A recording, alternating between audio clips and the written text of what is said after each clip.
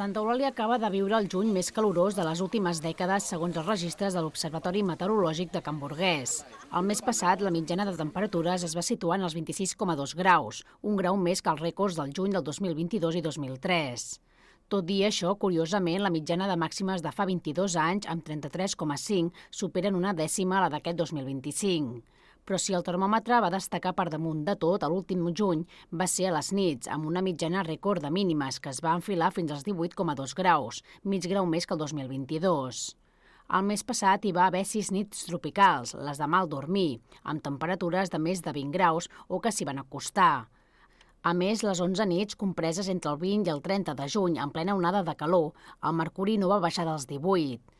Amb registres tan elevats, la màxima del juny es va situar lleugerament per sobre els 38 graus.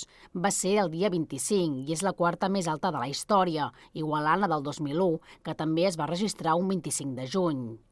Per sobre encara hi ha els 38,3 del 2022, els 39,3 del 2003 i sobretot els 42,2 de la Revetlla de Sant Pere del 2019, la segona temperatura més alta de la història recent del poble.